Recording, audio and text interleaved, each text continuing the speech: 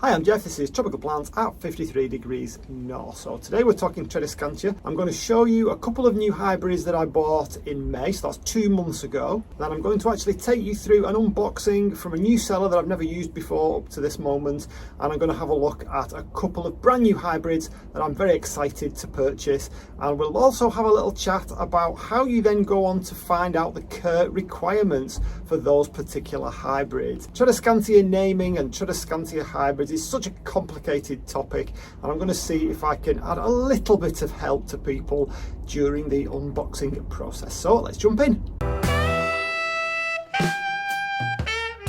And we are in. Okay, just before we have a look at the unboxing, I just want to talk a little bit about what I'm looking for in a seller.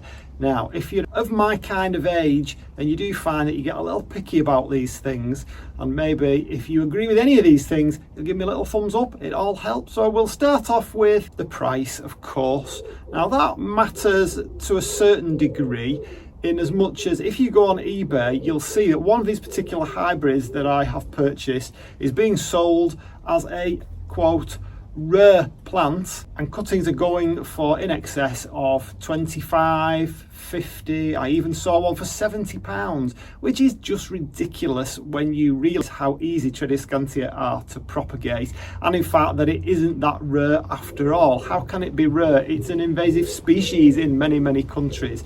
So that's one thing that you need to look out for. Of course, the seller has to be selling that particular plant at a price that is proportionate to how rare it really actually is. So that's the first thing. The second thing that I'm looking for is speed of delivery and speed of dispatch. So of course these days we all expect our plant to be dispatched, if not the same day, the next day, at the very latest the day after. So that's something that's really important. And of course we want it to go by first class because it's a plant and it doesn't really want to be tucked away in a box for too long. Third thing is communication from that seller. We expect to be told that our order has been received, that it is being dispatched, and that it is on its way to us. That is really important. And if you do have any queries, then we expect that to be answered in a timely manner. Not instantly, of course, but if you send an email to a seller, then you really do expect to get an email back within 24 or 48 hours at the latest. I do it with my businesses. I get back to people within 24 hours, usually a lot quicker.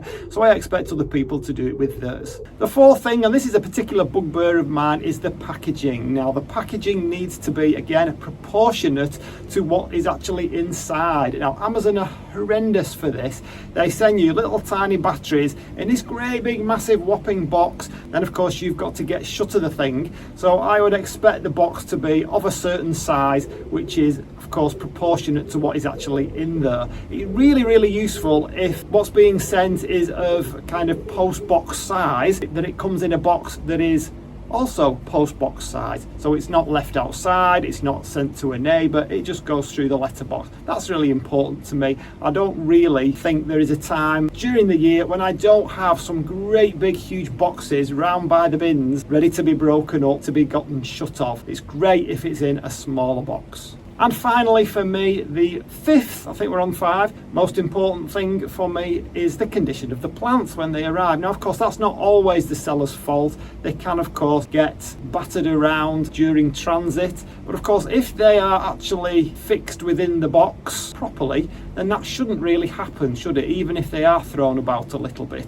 You might expect a little bit of media to have come out, but of course I've seen lots and lots of examples where it's been done so well that no matter how much they were thrown about, unless somebody played a game of rugby with it, there's not really too much damage going to be done to that plant. A lot worse with orchids, of course, because you've got the bark and the blooms and all sorts of delicate bits. Tradescantia, I've seen some horrendous things sent to me. Fortunately, they always seem to come back up. They're such great plants for that kind of thing. So that's my list. Please put in the comments what your list is, if I missed anything off, or if you agree with me. As I say, tickle that thumbs up, it all helps. So let's have a look at what I've received today. Okay, so here we are. Hope you can see this. Here's the box that they came in. We've only got 2 Tradescantias in here. These are the 2 that I've recently ordered, and I'll show you the other 2 that I've had a couple of months in a little while. So I've just covered up the address there because obviously on the internet and so forth. Sent first class, very small box, perfectly proportionate to what's inside, and it comes from a seller off Etsy. I don't know if they're actually on eBay, but they're on Etsy. I've never used Etsy before, to be honest. This is the first time. I think they are a couple of ladies, Joe and Rachel, if I've got that right, from Edinburgh, so not too far away, certainly quite local to the north of the UK. And as far as price goes, great price, very, very speedy dispatch, arrived the following day, great communication, packaging perfectly proportionate, and as far as condition of plants, and you can see I've actually opened it already, I won't do it live on camera, I wanted to see what they were like. So I have got in here, let's just open this up, my two beautiful new Tradescantia, get that out of the way, ta-da! So they've put it on a little bit of bubble wrap there to protect it, and what we've got here, we've got two brand new varieties for me. We've got this one, which is a Zebrina variety. So the actual species that it comes from is Tradescantia Zebrina. That is a species, and the cultivar is called Quadricolor, and it has these beautiful pink markings on the leaves, and it actually gets a lot more different colors than that. That pop up from various places on the plant once it gets going. I'll tell you a little bit more about that in a while. This one is Tiana. Again, I'm going to tell you a little bit more about that in a second. But as far as what I'm looking for in a cellar, that is absolutely perfect. I will be definitely using these cellars again.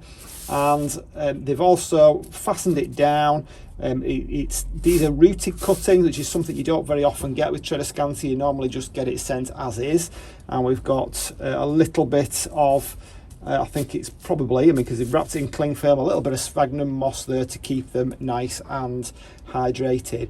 Perfectly well done. I'm really happy with them. Never used them before, first time of use. Definitely be using these two again. So if you're into your Tradescantia and you live locally or you live in the UK, I would definitely recommend getting onto Etsy and having a look at, I think it's called Stems and Leaves, but you'll see the name there. It's Joe and Rachel, J-O, as in a couple of ladies who do a really good job. They don't just sell Tradescantia, I think they sell other things as well. I think I saw Hoyer's on the list as well there.